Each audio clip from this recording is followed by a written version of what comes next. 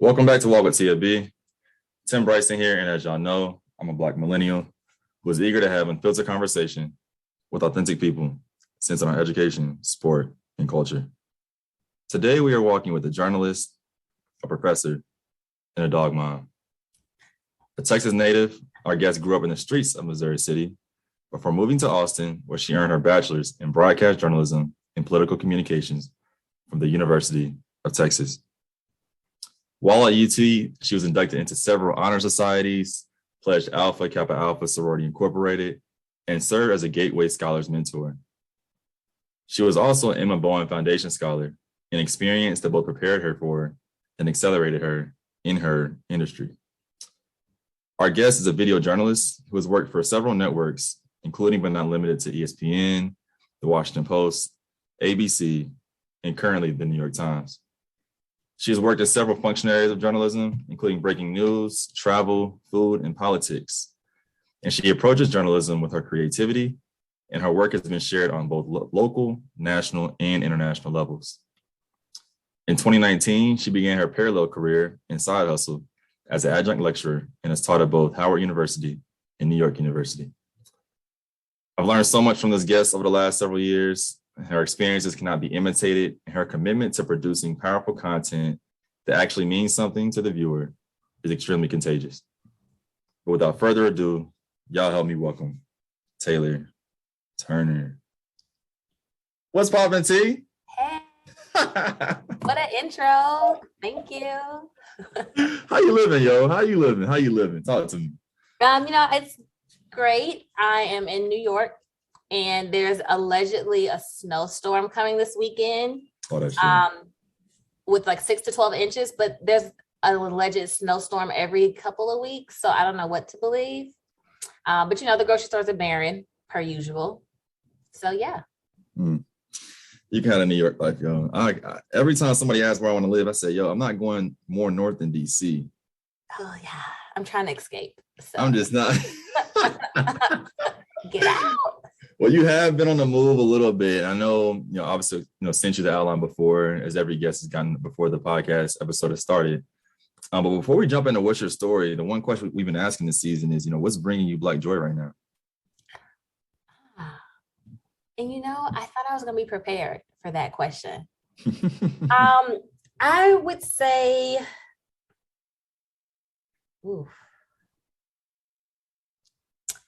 right now, in this moment,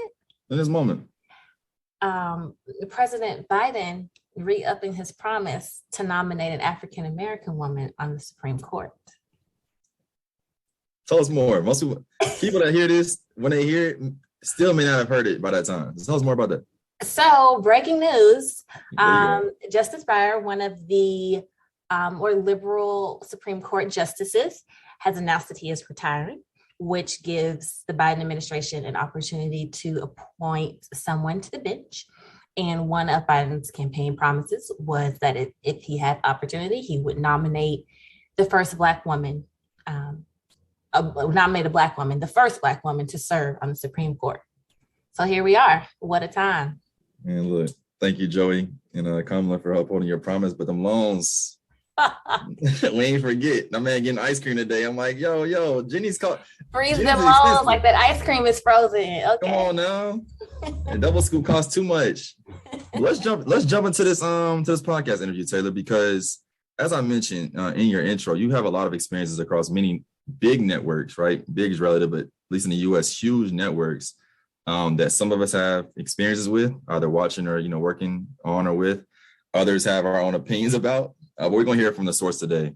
But before we hear from the source, the first question for you, as always, segment one, what's your story? Oh, wow.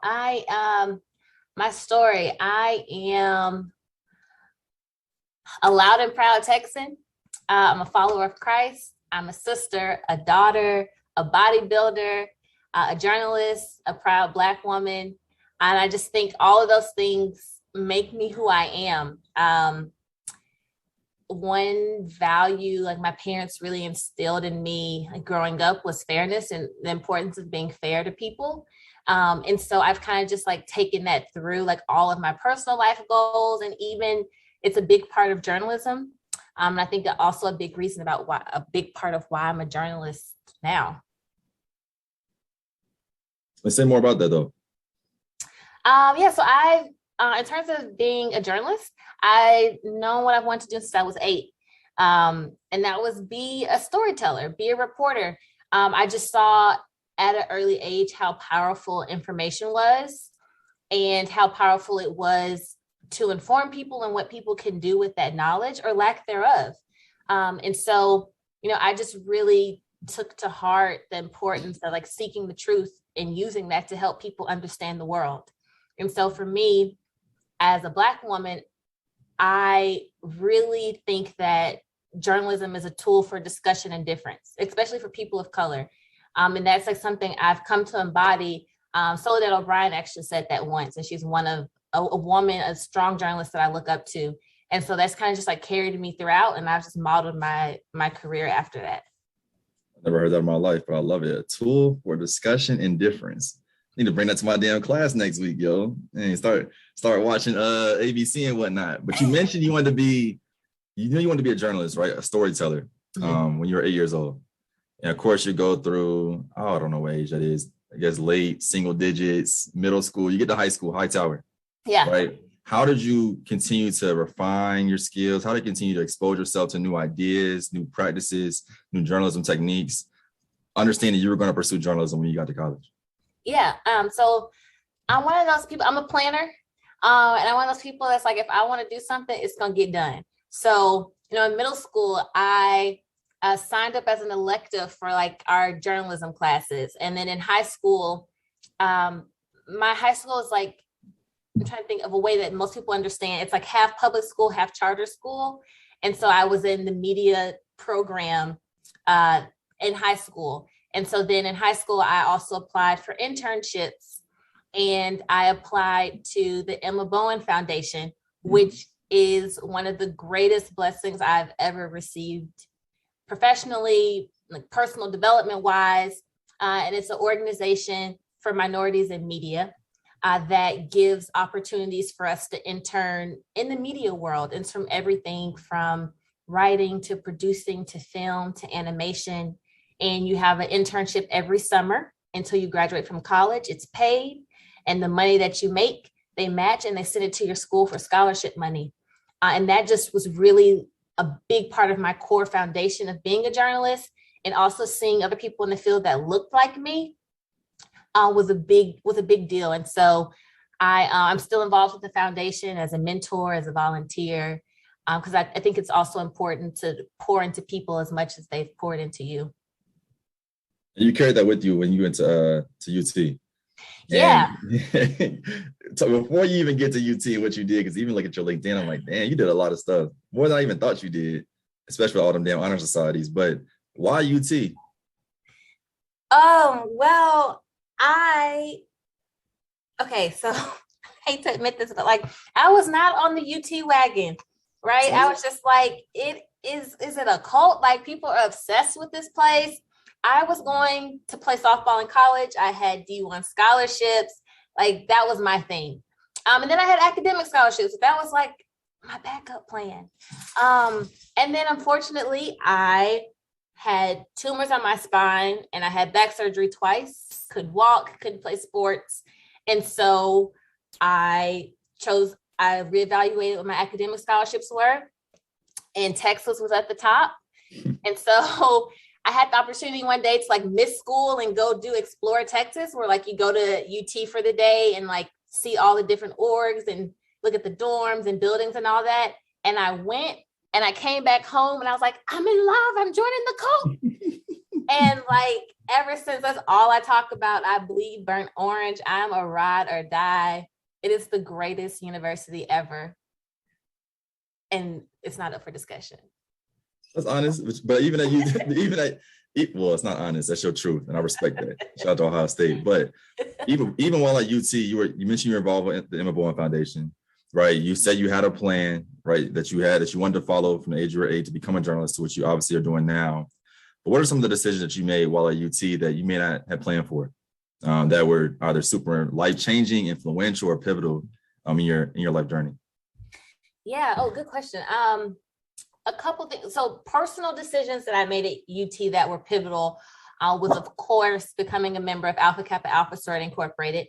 And then professional decisions were, I was a part of the Bill Archer Fellowship in undergrad, which is a program that I applied to where you spend your semester in Washington, D.C., interning and taking classes. And so through Emma Bowen, I got an internship at C-SPAN, and I had the most amazing mentors there at C-SPAN, Angie Sheldon and Janelle Henry. And, that cemented that I wanted to be back in DC after graduation.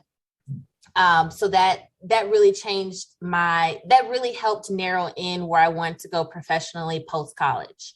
And then another part of that was service, a big life-changing decision. Service is a big part of my life. And I was a member of Texas 4000, which is a team. It's the largest undergrad charity event in the world. And we raise $10,000 per rider. There's 90 of us, and we bike from Texas to Alaska. And along the way, you raise money for cancer research. You give speeches about cancer research. You volunteer.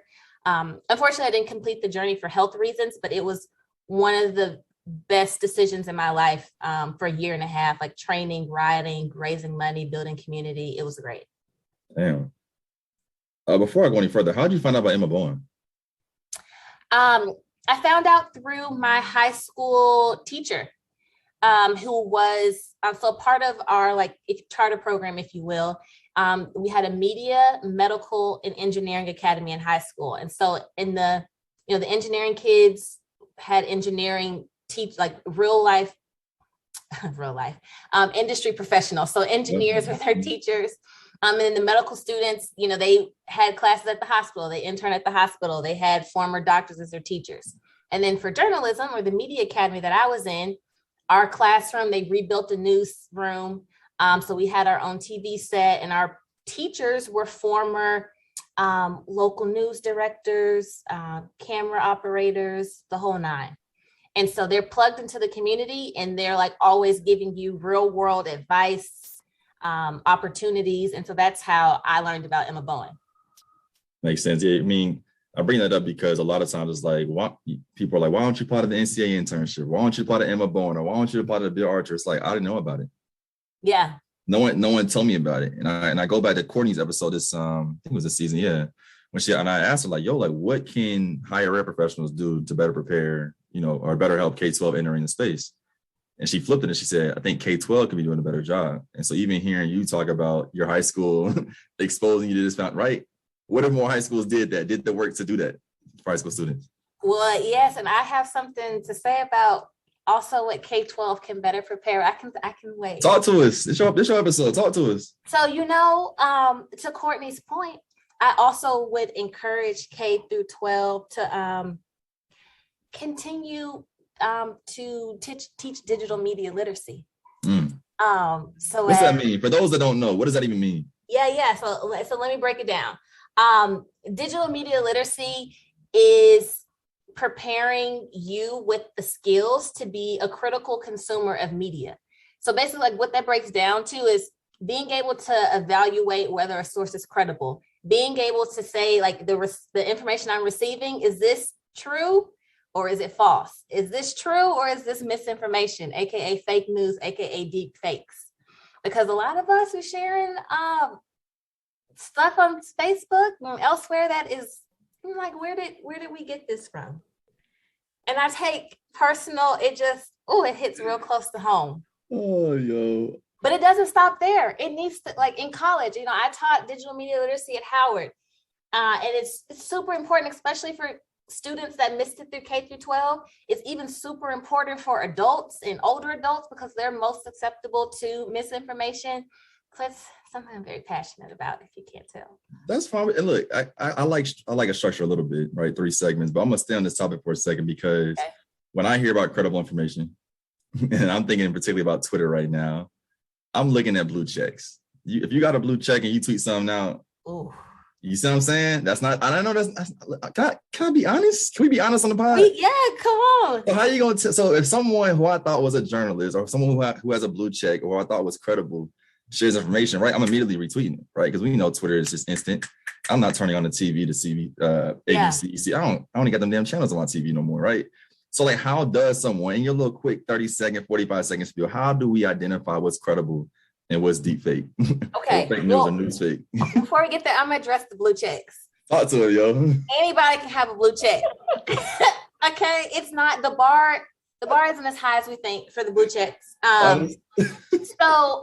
Sometimes they don't always note credibility. Sometimes they note clout. And so, Twitter has done some great work with, asking you like, hey, did you read this before you retweeted or before you shared it? But so digressing off of that, I have a blue check, but I'm a journalist. I take pride in that. I seek the truth, right? So a couple of quick tips on how to evaluate the credibility of a source. One is to compare the article you're reading to another source, right? And that's just a quick, simple check. Also ask yourself like who the author is of this message, who their intended audience is, and do they have the authority to speak on this topic? And then another thing is there like a chain of evidence in the reporting? Like, is there enough in-depth analysis where you can take the facts that were reported and draw the same conclusion? That's just real quick off the top. Of course, there's a lot more to dive into there, but I don't want to have everybody, we're not in Professor Turner's class. So no, you're good. You can get paid for this information too. But just so if I'm hearing you correctly, right? If I had to spit it back out, it's too many people with clout that ain't credible. Oh, wait. That's a little spicy, but so yeah. Let's walk with TFB. This ain't the, come on now. This ain't the newsroom. We can go with that.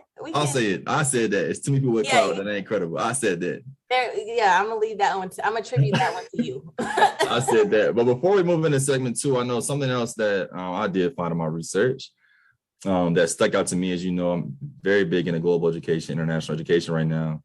Was your experience at and or with Beijing Foreign Studies University?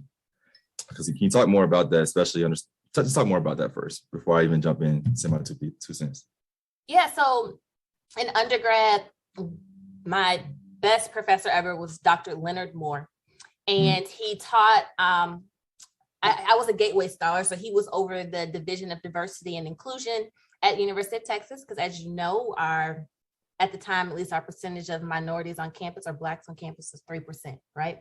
And so I was a scholar in this program. And as a part of that, we were the first class under President Obama's initiative to go to China as like a student exchange. I don't want to misquote, but I believe it was like the Coca-Cola Foundation was a part of our grant, our exchange, and why we went. I have to double check. But we went to China.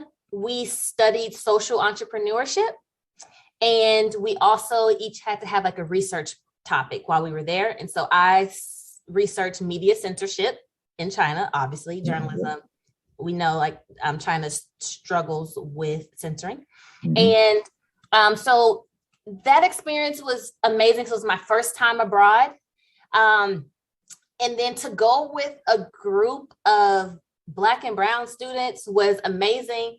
And then also it was a cultural difference because I just felt so welcomed. I felt sometimes, here at home, I feel like other. And in Beijing, I felt like my Blackness was appreciated. It was beautiful. It was valued. People were asking me to bless their babies. Some people had never seen Black people before in person, only on TV. People admired all aspects of you, even like your hair, your community. It was amazing to be a part and to be able to also share a part of myself and learn, like share part of my culture and then learn another culture as well. How long were you there for? We were there for a Maymester. So like a month and a half or a month. Yeah, that's a good time period. Yeah. No, that's dope. Like I say, I wish and hope that more of us, Black Americans can travel outside of the US.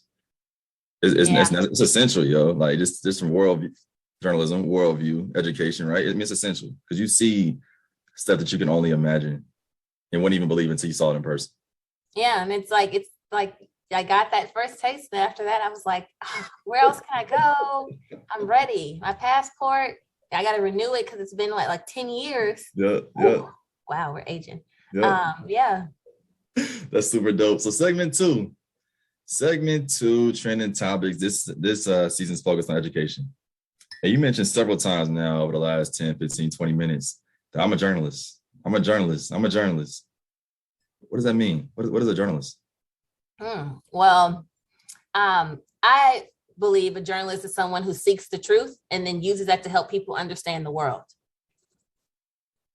And as I mentioned earlier, like once you're armed with that truth, we use that information for discussion, for difference, for accountability, to give voices to disenfranchised groups. I personally think the information is necessary for people of color and for Black people. So that's what a journalist is. Talking like you got a master's degree, yo. Hey, you're talking like you went to grad school, yo. So what's the difference between journalism and PR then? Yeah, so I think sometimes a lot of people get those two confused a little because they are closely related. So they're similar in that they both involve communicating a message to the public, right? But journalism keeps the public informed and can serve as like a system that checks the power of the government and provides an open access to information and flow of communication. Mm-hmm. But PR protects, so let me give you an example. So when, COVID, we've all first learned of COVID. Mm-hmm. Every journalist was like working hard and overtime to like spew out information as soon as we got it, like from the CDC and verified sources. So that was letting people know the symptoms, how it impacted the body. Yep. So it was informing the public. It was a public service in a way, right? Yep. But PR protects the reputation of an organization, and it carefully crafts the public image and communicates the organization's goals.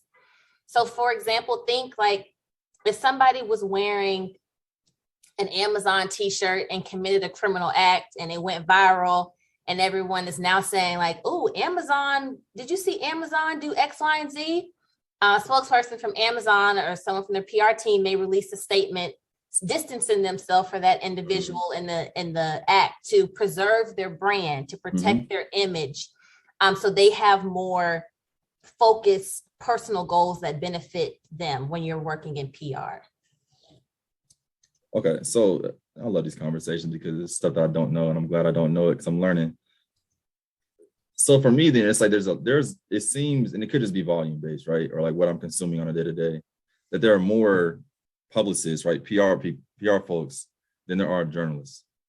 And I feel like from a consumer standpoint, when I think about journalism based on your own example, it's like, okay, I'm thinking about Woj, I'm thinking about Adam Schefter, right? I'm thinking about sports, like what's happening, trade, right? It's very factual. Did he get traded or not? Right. Did he get cut or not? Yes. Did she make the shot or not? Right. Yes. When we're talking about, you mentioned obviously COVID, shout out to COVID-19 in 2022, but mentioned COVID, mentioned everything else, natural disaster, breaking news, politics, areas that you worked in.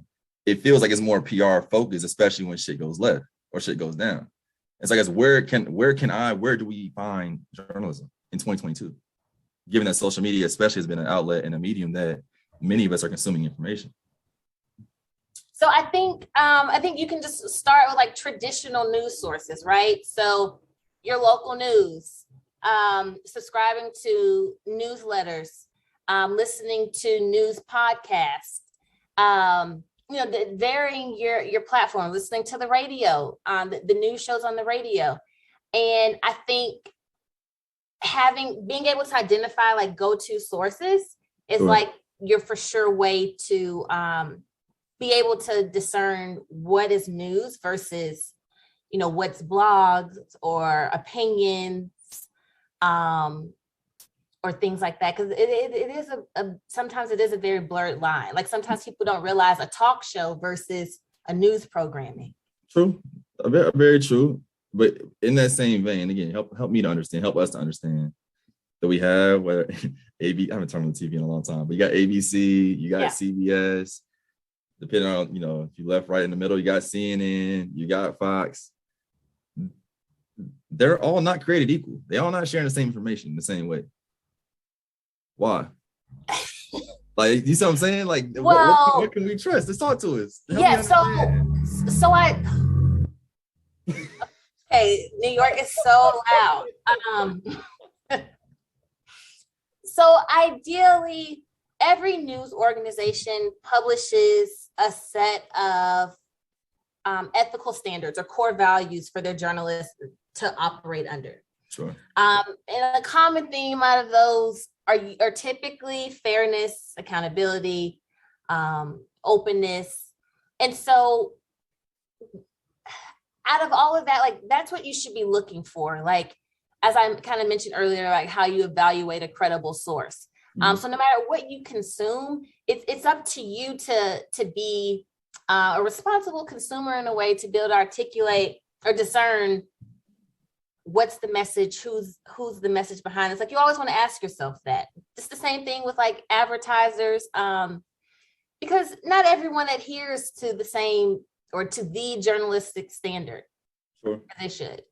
Let me not hold you accountable to that. Maybe if it's something that you want, maybe one day you can guide top down the direction of these networks. But like, damn, you can always subscribe to the New York Times. Same shameless plug. You heard it. Subscribe to the New York Times. We can figure out a Walk with TAB endorsement sponsorship. But nevertheless, Taylor, you are a journalist. You mentioned that we're getting old, right? Passports mine's expired. Yours about to expire. But since you've been in this industry, and I would argue 20 years, right? Since you were even 8 years old, but I would go back to the last decade, right? Since you entered college, how have you seen journalism evolve over the last 10 years? Wow, it's funny that you asked me that because someone asked me that earlier today. Yeah, it's a good question. Shout to that person. Yeah, I would say that journalism the way journalists receive and disseminate information has drastically increased. The way we're able to communicate with the rest of the world and get news out there has increased. And I mean, you can see that through the 24-hour news cycle, right? You like get push alerts and updates sent to your phone. And I think what's been unprecedented for journalism is this battle with misinformation and attacks against journalists and news organizations. But on the bright side, I have seen journalism continue to evolve. Like, it's still able to maintain its core principles, but it evolves in terms of as new products are created and new platforms are introduced, journalism adapts to those platforms and meets the readers where they are. And then I also appreciate how newsrooms now have to be more accountable. They have to be accountable for their hiring and promotion practices. They have to be accountable for the stories they tell, the stories they don't tell. And they're not only being held accountable by their employees, but by the public also, which I think is really powerful. And so I just know that I foresee that continuing on. I believe it, and I can see that as well. At least even going back like snow days. This is random as hell, but like we used to have to wake up and like sit in front of the TV, yo, and like watch for your school to be called. Come on now. I mean, I don't know much about snow days, but I know a little bit. We had cold weather days. Yeah. True. True. Sit in front of the TV. But we talked about, or you just mentioned like how it's evolved over the last decade. But I want to dig a little bit deeper now into your experience as a journalist. Because as I mentioned, you ABC, C-SPAN, I forgot to mention earlier, ESPN, The Post, New York Times. I mean, you have a vast array of experiences in journalism, living day to day doing this shit, right? And I definitely want you to talk about as much as you can, at least, about the presidential election and covering that. But let's talk a little bit more about like what is it like to be a journalist, right? Like, what is it like to do this work every single day? And how are you taking care of yourself in that process? I'll follow up and ask you that again on the back end. Okay, let me start with the election, because after the 2016 election, I made a promise I would never cover another election. I was like, I had to crawl out the newsroom. I left it all. I gave it all, my whole body, life, spirit, soul. I was married to the job.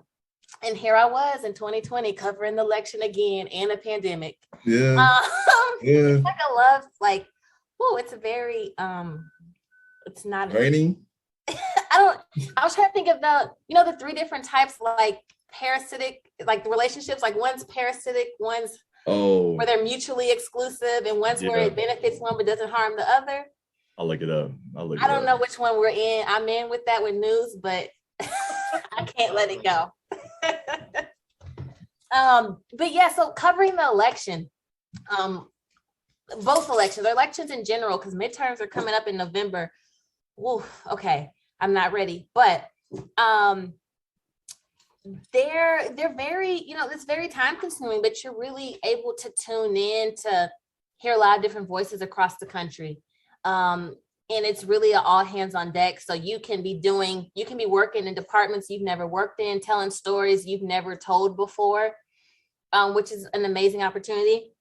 But on a day-to-day for news, it depends on, where you work and what you do. Like, so my background's in broadcast. And so when I worked in TV, we had 12-hour days. Sometimes we work 7 days in a row. You may get one day off, but you don't get like 2 days off back to back all the time. And it can be a random Tuesday off and then a Thursday off, and then you work for 10 days.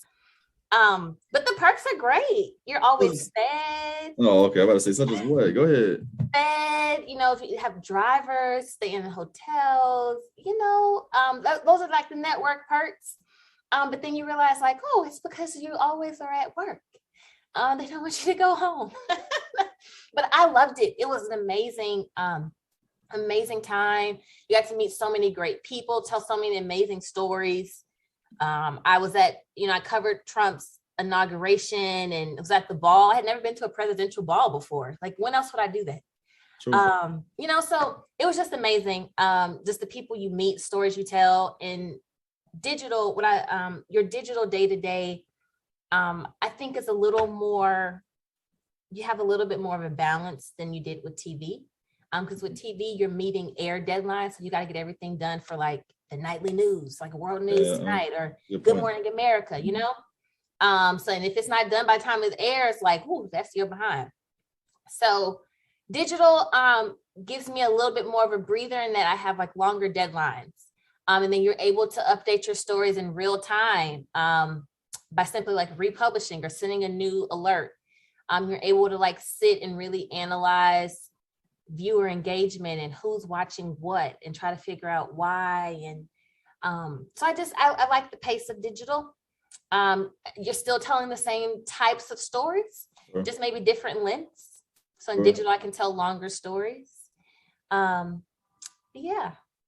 What's been one of your favorite, and maybe Todd, but one of your favorite either stories you produced or like content that you created, but you think back over at least your 10-year career, if I may say so, like one of your favorites, or a couple of your favorites?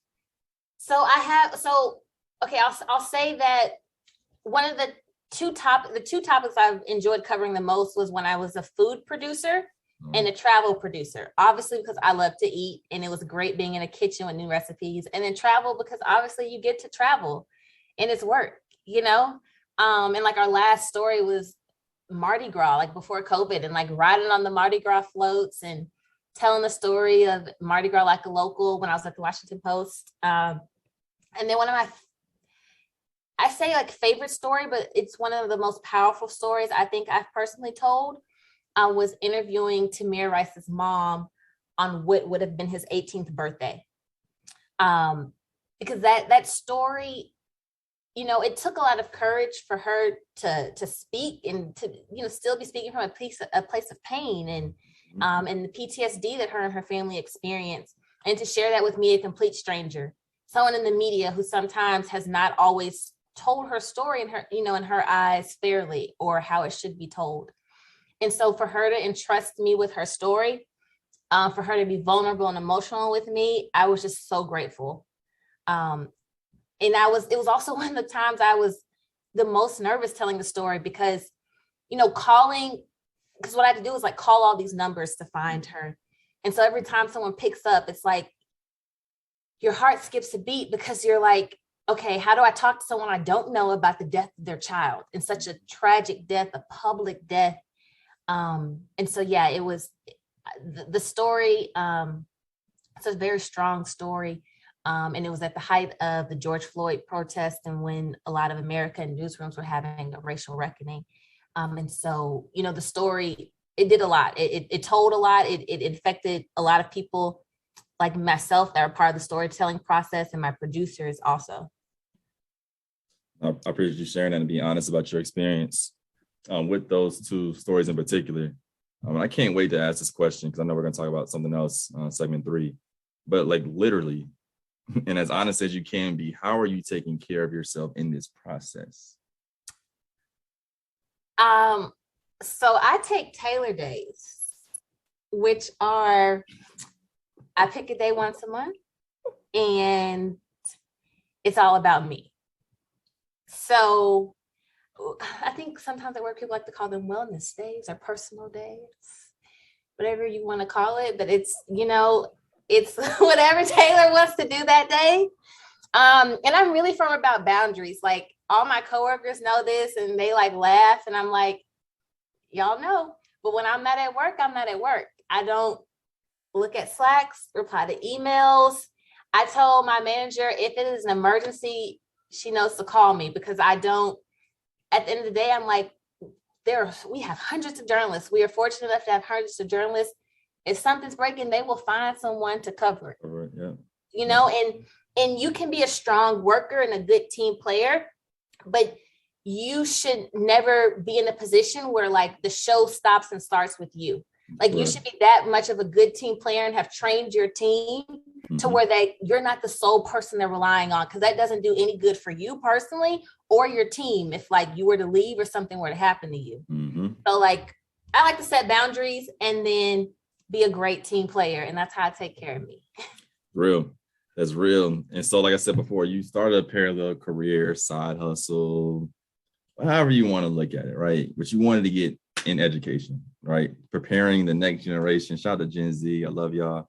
But preparing the next generation to be like socially just journalists, like literally to create and share the truth, right? To create as a tool for discussion, accountability, and difference. As I say these notes, that's good. It's good shit.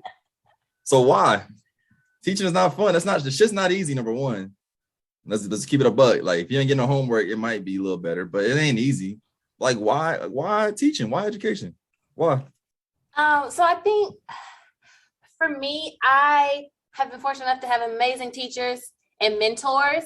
And so it's just like, you can't just sit there and like not share like what you've learned, and like people have helped you. Like, it's you owe it to help other people also. And I think you just have to do what works for you, like when it comes to teaching. So for what works for me is sharing real world experiences. And a big part of my industry is like hands-on knowledge and real world experiences, building relationships. It's huge. That's a huge part of it. And so, that's a big part of like what I do in the classroom.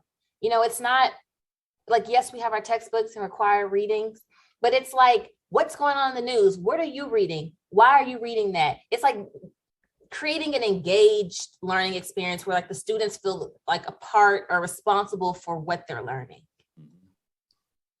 And so you taught about, this is actually really good, at both undergraduate and now the graduate level. You taught at HBCU. Now you're teaching at NYU. Pretty sure it's private, with a heavy international student presence as well. If it's not private, it's private. It ain't HBCU. Let's play that. But you're in DC and New York. So what have you seen to be some similarities and some differences between both contexts? Again, no one's better than the other, but like similarities and differences between undergrad and grad, but then also DC, New York educator, but also HBCU, what you seeing? I think that similarities definitely would be, universities at the end of the day, putting the needs of the students first. And the students having similar needs, honestly, which are, they're looking for real world context, real world connection. And the students are like very inquisitive. and they just show up to class and are engaged. And so that's like what I've seen as a lot of similarities. And also people are in the same space, like on the same level when it comes to digital media literacy. And so like, you know, everyone kind of needs that same foundation to build from. Differences, I would say, would be the types of communities. So from my experience at Howard, community means and feels a little different. The definition of like family really hits like family, right? Like other faculty are looking out for you, inviting you over for dinner, or like to meet their family, or having that relationship, like the community relationship is defined a little differently. And I would say like the pandemic contributes to this too. But in terms of like what community looks like at NYU, it is more, it's still very much supportive, but the relationship doesn't always have like that familiar aspect to it, but it's definitely like still has that support and like we are one in community aspect. So interesting to me. I mean, I'm glad. Shout out to NYU and Howard for even for choosing you to be in their faculty, on their faculty. Yeah, I'm super grateful. No, you're making a difference, and I think people always say, I want a great fit. I want to be a great fit. I mean, you're being a value add to both Howard and NYU's community, not just their university, but their entire community, because you're helping to prepare those students you get to work with to then go out. That's your tree. It's like your family tree. I mean, that's what it is. Yeah, and they've both given me like different experiences, like personal and professional experiences that I'm just very, very thankful for. Yeah. So as a journalist though, what have you learned about yourself through this process? And I say this process, whether it's the last 20 years, the last 10, the last year, the last 6 months, like what have you learned about yourself as a journalist? Somebody put this into words last night, because I guest lectured last night at my alma mater, Hookham, and you know, we had like some technical malfunctions, and they were saying that tailor your grace under pressure. And I was like, oh, this happens all the time, you know, in news, like you got to go with the flow. When something's not working, like you still got to get a show out, you still got to meet deadlines. And so last night when I was thinking about the positive feedback that I got, of course I was super appreciative. And then I thought, like, that's been my career. And so like, that's like the biggest thing I can take away with. It's just like, it's like rolling with the punches, like whatever you have in front of it, like making it work out of that, making a story out of that, or making sure the story gets told or gets out with whatever you have available. Even if you're like holding up the camera with duct tape and it's on a tape glued to a pole, like you gotta make it do what it do. And as an educator, it's been 3 years? Yeah. 3 years, almost 3 years. What have you learned about yourself as an educator? I've learned that fortunately, I have more connections and relationships that I thought, and I use them in a way that help benefit students. And I'm just, you know, really grateful for that, because when a student asks like, oh, I'm interested in this, or I like to talk to someone in this, I'm like, oh, I know somebody, or like my friend, and like they're actual friends, like people I look up to and like have actual relationships with that aren't transactional, like can help you and be happy to help you. So it's like, I know amazing journalists, amazing people that want to help other people. And I also have learned that my patience is a lot stronger than I thought it was. Like every year, part of my New Year's resolutions, I'm like, oh, Lord, help me work on my patience. But I'm looking back, I'm like, girl, you're doing a pretty good job. Doing a good job. Yeah. Hey, that's dope. That's dope. Well, before we move to segment 3, yo, the future of journalism. I mean, shit, 10 years ago, someone would have been like, this thing will be called TikTok, and like Twitter gonna be what Twitter is, and Instagram gonna have reels that I couldn't imagine just from a social media standpoint, but from a journalism standpoint, you didn't seen the last 10 and this technology, like, I mean, proliferation. We're looking at 2032. Are we gonna have? I mean, what's up? We gonna have robot journalists? What we gonna see? Like, what's up? Well, I don't think that artificial intelligence can ever replace the hard work of a journalist. Say that. I think, I don't know what lies ahead, but I know that no matter what, like new technologies are developed, I know that the basic storytelling skills will stay the same. And I believe that journalists and news will continue to go out and reach audiences. However, we have to do that, So, and now it's TikTok, which some people maybe thought was silly at the beginning, and now everyone's hip and like is developing strategies in the newsroom to get on TikTok. So, we got to meet the people where they're at. It's ridiculous. I know people that legit use TikTok for their news, their journalistic news.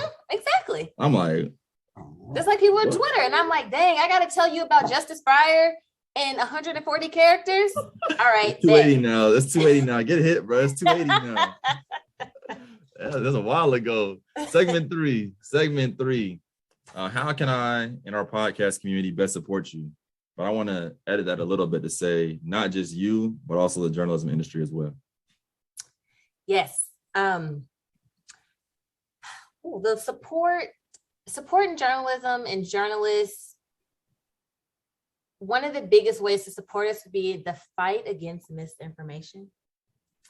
And that looks like a couple of different things. So share quality reporting, like double check that you're not sharing or reposting fake news. And then no, it's not even intentional or malicious, but just double checking your sources. Pay for the journalism you support, subscribe to the New York Times, subscribe to your local, a smaller local newspaper, sign up for newsletters, subscribe to podcasts, diversify your news consumption. So, don't be afraid to subscribe to a podcast, follow a Twitter account, follow a newsroom's TikTok account, like mix it up. You'll get different types of stories, and it'll be a really fun and keep you entertained. And then, just circling back, a reminder for educators that are listening, be an advocate for digital media literacy in K through 12 at the collegiate level. You can even have organizations like the Pointer Foundation come in to your workplace or your corporation and, teach you a little bit about digital media literacy. So the learning never stops, no matter what age, but that's how you can best support me as a journalist and other journalists. All right, I'm gonna hit point. I forgot about them. I think kind of Maryland. You didn't say this, and I'm not gonna put words in your mouth, but you're gonna have some people like fighting against you because Netflix just went up a couple of dollars in the monthly monthly bill. So they're gonna have budgeting's a thing. Digital media literacy, financial literacy, figure it out so you can support New York Times and other journalists. And those student emails get you some free access, discounted rates. You got to catch the specials when they doing subscribe for $1 a month. You got $12 because you went to happy hour. Why you in our business? You good? See, because okay, I'm just trying to help them out. We got to be accountable. That's real though. I definitely missed I missed one last year, but we're gonna get on it. Well, before we bounce, got a couple questions for you.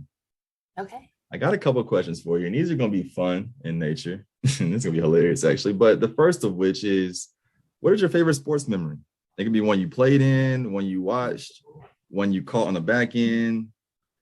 But just in general, what's your favorite sports memory? Oh, there's so many. I'm a Cowboys fan, but I'm not going to take y'all down that road because y'all not ready. Before we go any further, since you're a Cowboys fan, I just want to make a note. This is our podcast, my podcast too. But Joe Burrow has more playoff wins than Prescott. Did you know that? I did. I'm sorry. Go ahead. Let's get back on topic. So, favorite sports memory. Okay. So I'll do like a favorite recent, because I have tons of softball ones, but my favorite sports memory was when my best friends and I went to Barcelona, and we got jerseys and we were trying to get tickets to the Real Madrid versus Barcelona soccer match or football match. They were playing while you were there? Yes. And so we were in the square. And so instead we watched at a bar, like right by the stadium. And it was amazing. I knew nothing about soccer. It was my first like soccer game ever.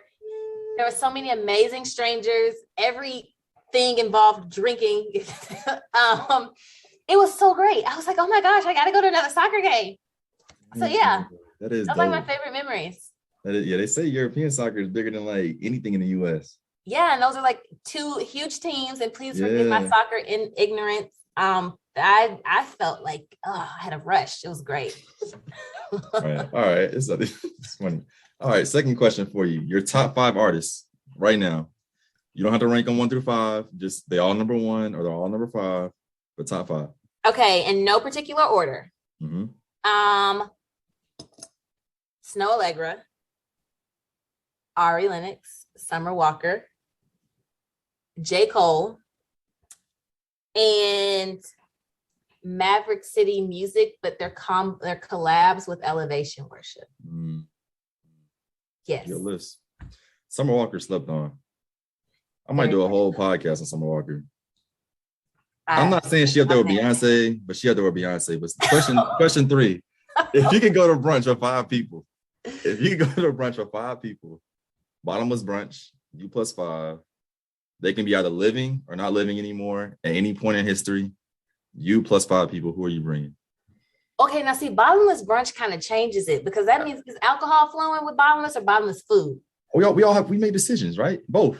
Oof, okay. You don't gotta drink. You don't gotta eat. Okay. You gotta eat or drink, but like, just know it's bottomless. What is bottomless brunch without eating and drinking? I'm just saying, if you want to invite somebody who didn't drink, they're not gonna be. You're right. Okay. Wow, 5 people. Definitely Soledad O'Brien. Look up to her so much.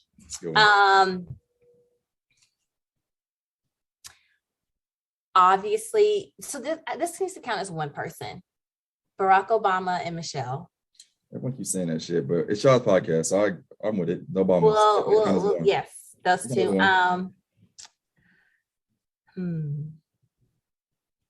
My aunt Nene, who passed away, and I'm only at 3. 2 more. Wow.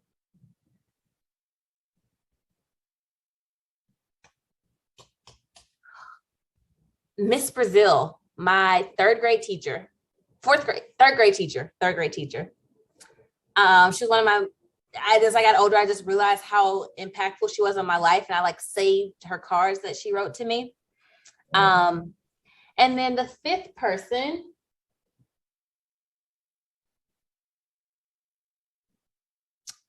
Dr. Fauci. I'm a fan. I mean, I'm very intrigued by his brain. I'm intrigued by how he has been either welcomed or rejected from certain segments. I just want to talk to him about how he's just taking it all in and how his life changed. And I mean, my dog's named after him. So, and I would like to say I was the first person to ever name their dog after Dr. Fauci or animal pet, because my dog's birthday was like the week that everything shut down. So he was born before all the other pets. Okay, no one coming for you, dog. Like, just in case anyone thought about it. Oh, fair. I mean, it's a dope name. We know it's a dope name. Follow Sir Fauci on Instagram. But before this next question, what do you think Fauci will order for the table, yo? You got to guess. Fruits and vegetables to keep your immune system boosted, and make sure we all wash our hands. That's hilarious to me. Last question. There's only one answer to this, and I effed up the bag. I fumbled the bag last time. Who do you want to see on this podcast? Who do I need? Who do I need on this podcast? And you know who I'm going to say. But I'm going to say mine anyway. But I want you to just tell me who you think. Hold on.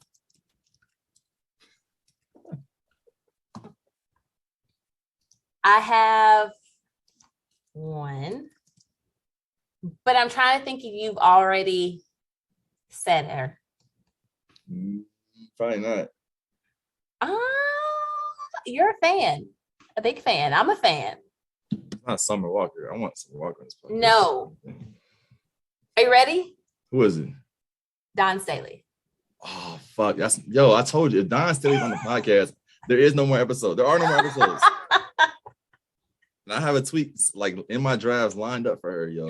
She's been on everybody else's podcast recently and ain't been on mine. It's her time. I'm gonna get her off season. Summer. After they win this natty in April. All right, so Don Staley, and I know you're gonna hit our master for me. I appreciate it. Master, I'm coming. Yes. I love his Untold Stories platform. It's been dope to watch and follow. Dallas, though. Nevertheless, Taylor, anything else you want to share with the people? Anything we need to know? Nothing comes to mind. I think I left it all here. Thank you for having me. We had fun. It's another walk on the show. Well, Taylor, again, I appreciate you. Like no bullshit. I mean, going back to a tool for discussion, indifference, and accountability. That's good. I took notes. That's good.